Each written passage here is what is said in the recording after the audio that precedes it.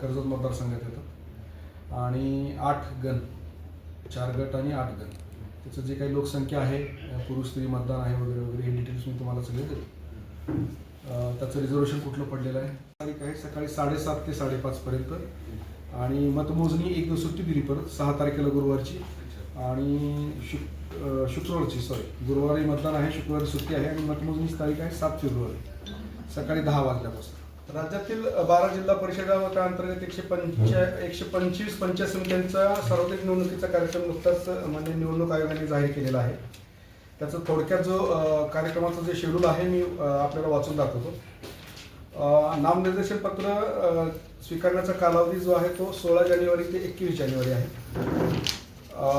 नामनिर्देशन पत्राची छाननी आणि त्यावर निर्णय घेणे हा जो विषय आहे तो 22 तारखेला इमिजिएट 21 तारखेनंतर म्हणजे 22 तारखेला सकाळी 11 वाजल्यापासून होईल.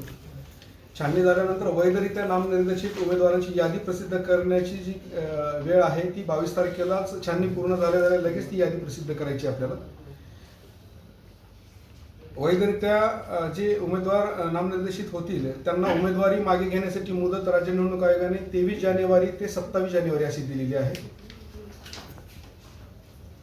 27 तारखेलाच दुपारी 3:30 नंतर एकदा विड्रॉल झालं किंवा उमेदवारी मागे घेतली गेली की जे काही अंतिमरित्या प्रसिद्ध करायचे उमेदवार आहेत त्यांची यादी जी आहे ती 3:30 नंतर दुपारी 27 तारखेला आपण जाहीर करू आणि निशाणी जे काही वाटपाचा कार्यक्रम, चिन्ह वाटपाचा कार्यक्रम आहे तो 3:30 नंतर लगेच होईल 27 तारखेला.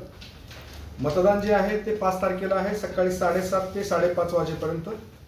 त्यानंतर मतमोजणी जी होणार आहे ती 7 फेब्रुवारी रोजी सकाळी 10 वाजल्यापासून होणार आहे.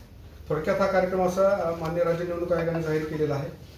या प्रक्रियेकरता आपल्या खालापूर तालुक्यासाठी Janardan Kasar deputy collector metro centre 1 हे निवडणूक निर्णय अधिकारी म्हणून त्यांचे आदेश कालच नुकतेच झालेले आहेत. मी तहसीलदार खालापूर अभय चव्हाण मी सहाय्यक निवडणूक निर्णय अधिकारी या संपूर्ण प्रक्रियेसाठी म्हणून कामकाज पाहिजे. खालापूर तालुक्यातल्या पंचायत समितीची रचना किंवा आपण जिल्हा परिषदेच्या गटांची रचना जर थोडक्यात म्हणायची तर आपण ही जी निवडणूक आहे खालापूर तालुक्याच्या मर्यादेत आपण बोलूया.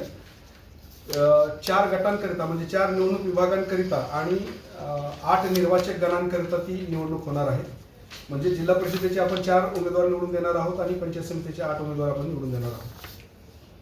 रिझर्वेशन आणि जे काही त्याची जी तुमचे जे गट आणि गण हे जी काही पुरुष स्त्री किंवा एकूण मतदारांची संख्या आहे ती आम्ही तुम्हाला नुकतीच सप्लाय म्हणजे प्रोव्हाइड केलेली आहे, त्यानुसार आहे. त्यामुळे त्यावरती डिटेल्स बोलण्याची काही आवश्यकता नाही.